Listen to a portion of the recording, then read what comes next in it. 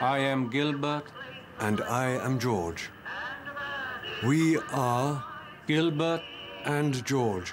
Underneath the orchard, I dream my dreams away. Underneath the orchard, on down my lane.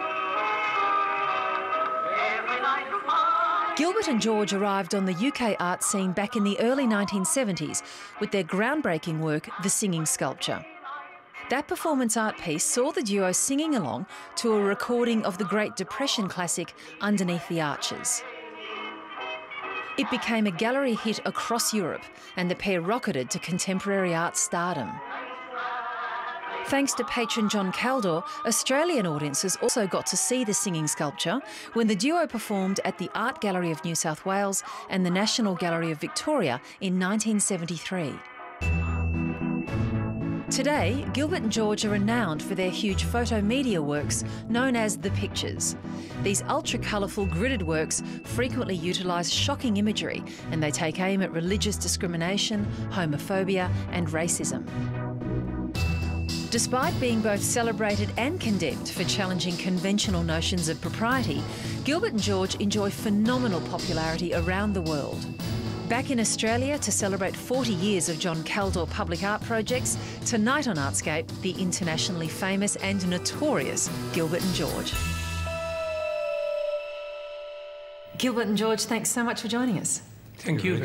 From the very beginning, you wanted to reach beyond the confines of the gallery. You wanted to extend art for all, as your motto has always been. Yeah, it was quite interesting because in some way we found a new way of expressing ourselves. Because we went to an art school where formalism was it. Squares, lines, circles. But we managed to make a human art because we made ourselves the center of the art. And that was the biggest invention that we ever did. Still, it's extraordinary because you can make people feel, cry, and talk about emotion, talk about sexuality, talk about religion, yes, talk about everything. It is like a book. We are speaking to the world what we feel inside ourselves. All of the galleries where we exhibited, the commercial galleries, were ones where everything we believed in was taboo. Yeah? They only believed in form, and we could only show in those galleries. Such as what, the things that you believed in that were taboo? We believed in emotion, and they didn't think you should have an emotion in a gallery. We believed in true sentiment, which they thought was something to do with lower class greeting cards, not to do with culture. Yeah? Even colour was taboo. It should be grey, black, white, brown, lead. And these are things that you believed in or that were stirred up in you as reactions to what you were seeing in the art culture? We knew that an art that reaches people has to go beyond form, that the form must be there, but the form must carry the meaning over to the viewer. So remind us again of Singing Sculptures, because it was hugely successful and very, very much loved when you performed it in Australia. We're amazed that people still remember it so well. Even people who couldn't have been alive then know about it. We're amazed. It's the old cliche about the 60s, you know, too many people remember it even though they weren't even there perhaps. It's a strange thing. We always think that it's quite a mystery why a table and two people singing a song with a glove and a stick should be such a magical combination. It was magical, and you had a stillness and a self-possession about you that was remarkable, particularly back then, because this was the first of this art really of its kind that we'd seen, wasn't it? It was new, yes.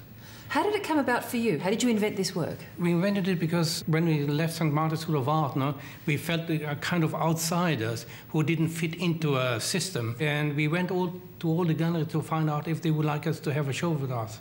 And they all said no. So we thought we have to become artists without a gallery. One day we found this extraordinary record and we played it, and that's us. That's us. Underneath the arches, we dream our dream away. That song spoke to you, why? We just identified it was like finding our biography in an old record, yeah? And strangely, it's quite timeless, that record. Wherever you go in the world, you still see the tramp with the bottle of beer lying down. Wherever you go, when you get off the Euro train at Brussels, you're immediately confronted by Albanian drunks sitting on the pavement. It's extraordinary. And they would know that song, the rain, the cold, the pavement, dreaming, hoping, being optimistic.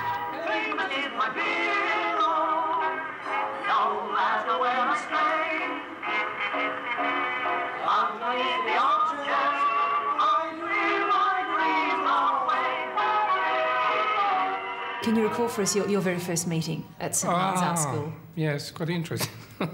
He took an interest in me. That's it. So he It was saw very you good. first? I mean, I'm Roughly sure I speaking. saw him, but he took an interest in me. That was interesting. No, Because I think we were apart because we believed in London as part of our art. And all of the other students believed in staying in the studio and working very hard, filing down that piece of wood or scrubbing hard at that bit of clay. And we thought you have to be alive in the city and an art student. Because every student was able to find himself, because they didn't tell you anything, really. No. There was opposition, especially when we left, but Yes. when we were there, we felt very, very privileged. There were television crews from all over the world in there. It was a very famous department. Not just the college, really, just that one advanced sculpture course, it was called. Yeah. Can you recall for me the moment when you both decided to become what you are, which is living sculptures, that your life would be the art? What was that moment? It wasn't a conscious decision in that way. It was something that came over us, like a cloud or a mood, we believe. Even we were stranded outside, with nowhere to go. We always believe that criticism and being attacked is very character building, because you reflect on what they've said and try to find yourself in relation to what they're saying. Do you ever take the criticism and modify accordingly? No, certainly not. No, So- we don't believe that somebody knows better than ourselves. Then we would have to give it up. They should do it then. Our motto is kill the art critic. Or survive the art critic, which you certainly have Well, done. we do that, yes. The suits, the uniform, the look, the manner is all a part of your life and who you are. Why at the very beginning did you adopt such a formal conservative look? No, because we went to the galleries with a suit on. We had to dress up for the occasion, no? To try to sell ourselves. I'm sure there were artists trying to sell themselves to galleries at that time by looking very much like the scruffy art student. But we were the lower class country boys, and if you apply for a job, you put on a suit. If you go to a wedding or a christening, we did it very simple, like everyone does it. And I think that was very important. We always said also that we didn't want to be the artist with an artistic appearance with paint bespattered trousers and strange whiskers. We always said we wanted to be the artist that the mother wouldn't be ashamed of. It didn't work out exactly like that. Yeah, there'd be elements that you wouldn't necessarily want to bring home to mother here, but we'll get to that. Why did you want to be such famous artists? Why was that a desire so early on? We had to succeed. We are poor people. We have to succeed. There is nothing else to do. But there's succeed in order to earn money, but then there's succeed in order to be something else, to be Not to regarded earn as money. important To artists. continue to be artists, yeah? It's very easy to remember that we were war babies. So when we were 5, 6, 7, 8, 10 years old, everything was slightly damaged. People, houses, buildings, streets, institutions, traditions. But we all knew one thing, that things were going to get better. And they did.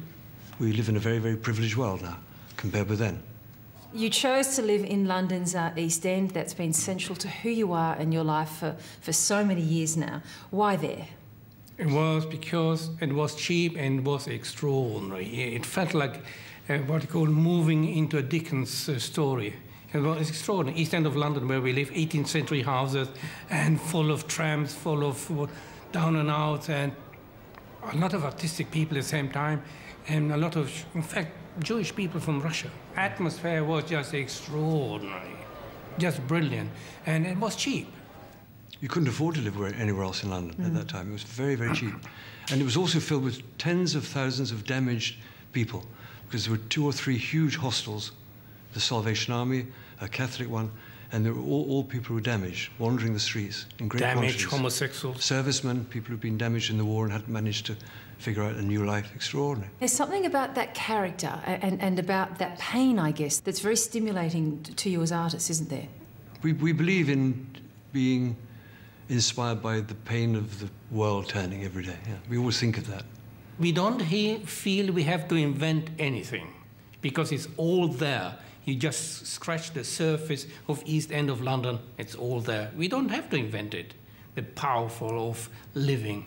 So there's an element of documentary, as it were, then, to your work? We wouldn't say documentary. We don't think we're showing the world or reflecting the world. We prefer to think that we're in our own small way forming our tomorrows. Yeah? The world is very different from what it was in 1969, and we really believe in some small way we've been part of that change. Yeah? Back then, in those early days in the East End, that's when you began making films and pictures and drawings. How did those early images extend the idea of the living sculpture?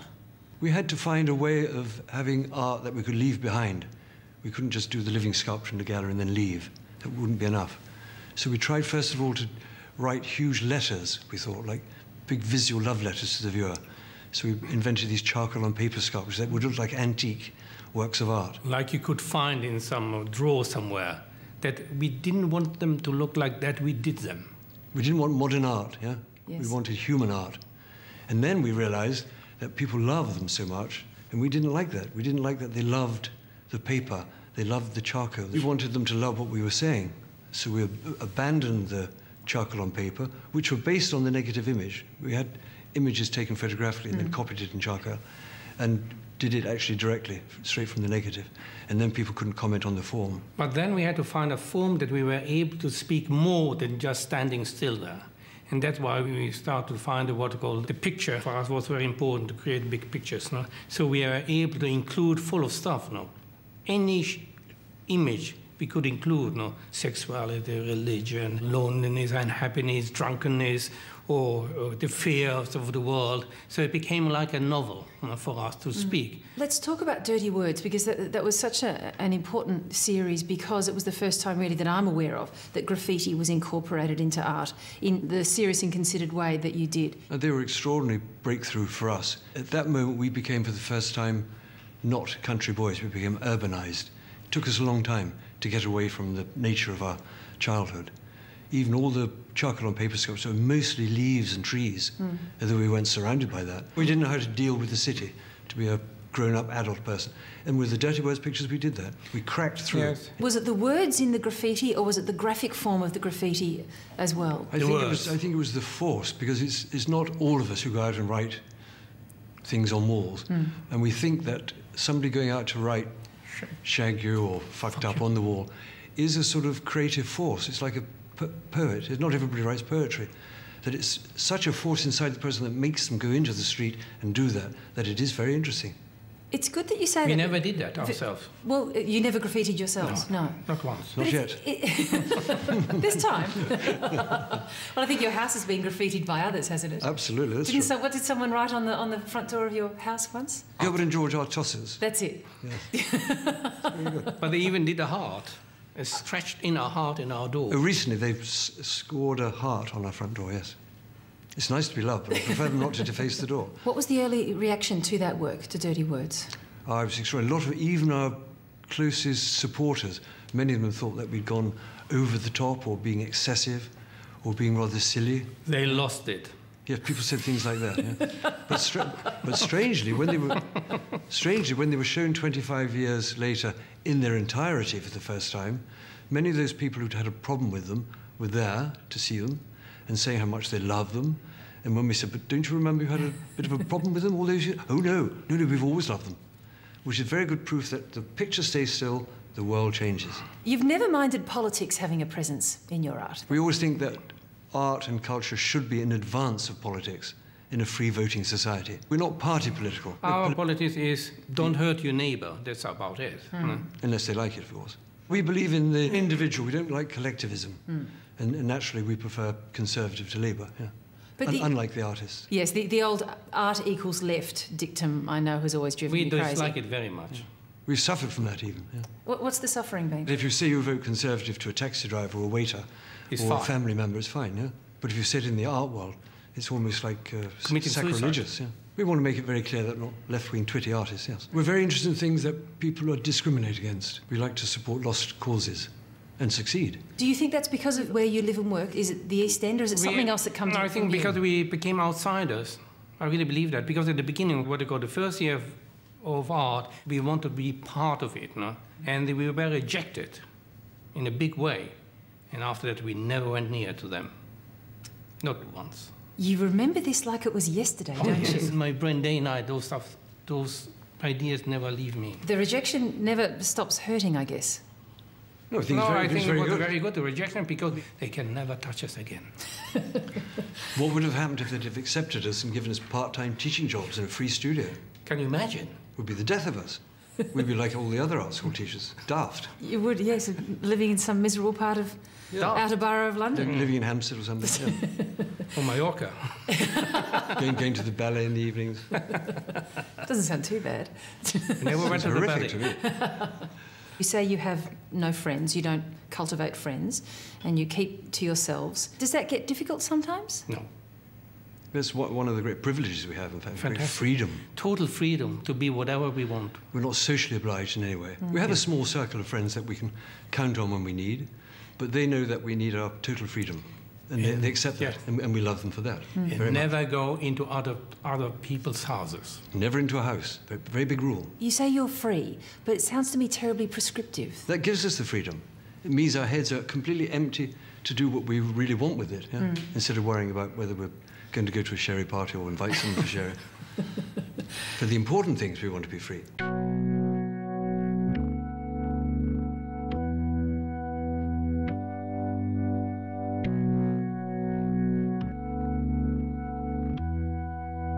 Tell me about the grid. Why the grid? The grid we used when we did the big drawings, because we were only able to buy sheets of paper 50 by 60, you know. So we stick them together to make big, enormous drawings. And after we push the scattered objects together into a form or shape of a grid system, even now we are able to make an artwork that is 30 meters long that goes in one little case.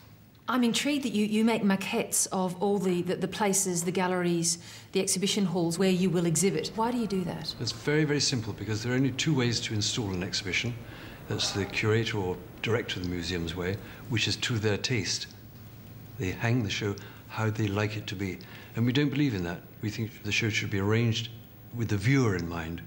How they come into the first room, the second room. Oh, it's fantastic. Because even now, because we have this big museum show going all over Europe with 6 museums, all the models are all done, all the installations are all done. We are doing the invitation card, the banners, everything is done by our total artwork. Even the catalogue we design ourselves. Complete that control. We always did that. Totally mad. It's service. We believe in providing a service for the viewer. We're not the stuck-up artists who don't care what they think. Homosexuality is, of course, at the forefront of a lot of your work too, but you don't like that term, do you? We say sexuality. Nil, we believe in, Nil. It has to change anyway towards nil. It is nil for a lot of young people already, But you can't say just sexuality, because it's only men related to men. There's no women there. But it's sex, no? We have the sex that most women are interested in our pictures. But it is only sex, no? I never heard somebody in the bar saying, oh, I feel hetero-horny tonight. They just say, I feel horny tonight. No? And to do with buggery, probably more women are being buggered than men. I don't know about that. I'm convinced. You are? Yes, they say so. What is your experience of that? How would you know? They say so. I read the books. Beware of books. We've seen the personal columns. Well, Germaine Greer criticised you for not including women. She's quite an old... I don't understand what she was talking about.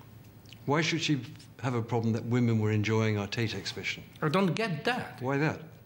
Normally women go into a gallery and just see other women. Naked ladies, from Titian up, always naked ladies. That's why we're the feminists. True. We have enormous women followers for our work. But I would have thought women would like to see naked men, no? Yes. Yeah. Women had no problem with the picture bumholes from the naked ship pictures. Men had a problem. Women are much freer in that way anyway. You've never been shy about defending your work. You will angrily defend your work against what you see as misrepresentations. And I know that happened when some of your models were misrepresented in your view as having been rent boys, when you started using young men in many of your images in the early 80s. Why did that anger you so much? Because it was not true. That's why it angered. And it's a prejudice in general. What if they were? What would that matter? And as we said, they don't know what a rent boy looks like anyway, these critics. We know what one looks like, but they don't. Because they only wanted to be against with that. That's why. It was a way to get to you. Yeah. They wanted to be against our art in the moment that they called them rent boys. Even when in 19th century, they all used prostitutes as models, the pre-Raphaelites and all this. The most famous pre-Raphaelite Jesuses are, in fact, Italian rent boys living in London. Caravaggio couldn't have painted without them. Of course, absolutely. No lies we don't like. And not by some stupid art critic who doesn't understand. It's their fears as well. They're just middle-class people terrified that their son's going to go on the game or something. We have to remember the times. Yeah, it was the early 80s and the advent of HIV/AIDS as well. There was still a great deal of fear and prejudice around gay men, around homosexuality, around lesbians as well. It still is. What about the Pope? No. You copped a fair bit, I guess, in relation to that then. I mean, there's still attacks rising in Europe on young people who are well-dressed. Not gay, just young people well-dressed. Because of Eastern European Catholics moving into the common market area who think that young men well-dressed are fair game. And that's with the backing of Rome. It's extraordinary. What do you think in 2010? Scandalous. That's been a huge theme in your work, your ongoing outrage at the church and we at are piety. campaigning against the Pope in a big way. Yeah, it's been a long campaign. And we want him taken to The Hague alongside Milosevic. When you started to create works that made crosses, but that used sexual imagery or shit, were they works of anger? Were they works that were angry at piety and at religion? Angry, but I think they're also exploring together with the viewer our thoughts and feelings about that. Yeah? We don't know more than the viewer about that. We think that we're going hand in hand down the road with the viewer, thinking and feeling about what do we think about a shit cross? What do we think about all the diamond ones, the gold ones, the ivory ones? We saw a program about Falaraki, this Mediterranean playground where everyone gets drunk and has to be taken home in ambulances. Yeah? And they're all dancing and mooning, the girls, yeah? All with crucifixes. And it's just part of the normal way to dress up in the evening. Extraordinary. Even it feels for us that it has taken us 400 years to liberate ourselves from the Christians. And we are horrified about Islam as well. We have the mosque in the end of our street, and we know because the intolerance of that religion is just extraordinary towards human people, towards non-believers. You know? Everybody that is not believer, they are allowed to abuse or kill if they or want hit, to. yeah, just hit. Even we have a lot of friends, so we know because we talk to them. Yeah? Even this extraordinary and unhappy thing is that they are very good-looking, all fantastic people, nice, but they can never join in because it is forbidden.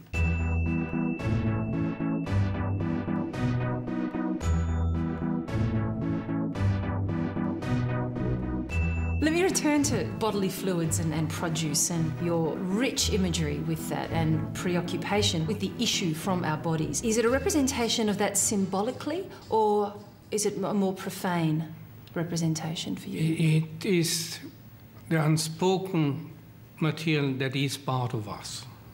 It's unspoken. It's very taboo, but it is us. That's why we like it so much. It became a different visual language of our human body. And we made people look at it, and that's important as well. We confronted them with that stuff, and they liked it. Do you remember some shocked reactions at first as well? Oh, yes. Without shock, you wouldn't be artist. You wouldn't be a boring artist, don't you think? We remember the marvellous story of two collectors coming from different parts of America to see a show of ours in London and travelling in a London taxi and comparing their notes on the pictures that they collected of ours. And one said, I wanted to buy shit on piss, but it was sold. But I'm going to buy spunk on tears. And the other said, I wanted spunk on tears, but I'm going to have blood on spunk instead. And then realising that the London cabbie was listening, the lady leaned over and said, excuse me, I hope you don't think we're vulgar Americans back here. We're not swearing, we're discussing contemporary art. And the driver said, oh, it must be that Gilbert and Jolton, I suppose. You can think of no greater flattery. No, it's fantastic. Fantastic. Absolutely. The other good story is a very nice, educated lady and two small children were in front of our picture, sperm eaters, looking for a long, long time. And then one of the children saying, can you do that, mummy? And being a nice, educated lady and quite clever, she said, sometimes, darling. You took yourself off to Moscow and China, and you were the first Western artist to do so in that very significant way. But you received no support back then from the British Council. Did that upset you?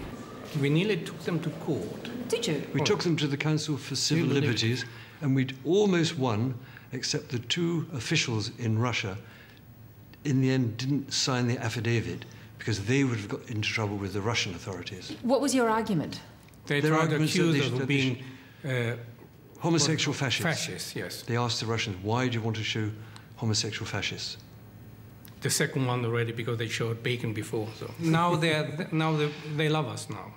Oh, well, you see, there you are. They came around by mistake, yes. Now, are you comfortable with that they came around? Yes. Are you scared one day they might try and give you an OBE or something? No, they would never do that. They might. Cut a leg off. No, they would never do that. Would you accept?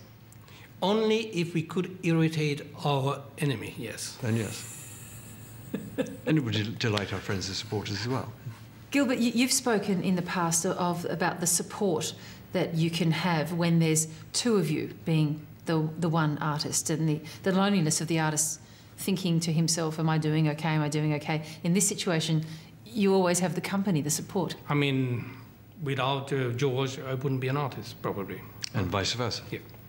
And even because when we went through this difficult, what I call difficult art, we call it difficult, because it's quite confrontational art, no, that we did. No? Alone, it would be very difficult to support it and stand up in front of human beings. No? Probably wouldn't even make it, yeah? Probably wouldn't even create pictures like that. But in two people, we don't think completely in that way anymore. We are not so frightened of the view of the human beings in front of us, because we are two. So there's comfort. It's a great strength. That's why the world is divided into twos as well. Yeah? Does the living sculpture, does the performance, if I can call it that, does it ever end? Do you go home and are you privately, secretly, very different people that we don't know about? We don't put the pyjamas on. You don't have tracksuit pants? No. Don't turn on the TV and... No. We see the television before we go for dinner every evening, just to see the news, yeah. No, we lead incredibly simple lives, in fact. We don't have a car or a yacht or a holiday home or anything. No mobile, no kitchen, no nothing. And a very happy life, it seems. It's quite interesting. We're very intrigued and fascinated, and we do feel very privileged, yeah, extremely privileged. It's extraordinary that we are able to do what we do. That's amazing for us, that we actually can do it. And it works. That's what it is extraordinary. It certainly does work, and it's been a long-running and great success. It's been a delight meeting you both, Gilbert and George. Thank you so much. Thank you very much. Thank you very much. You're lovely.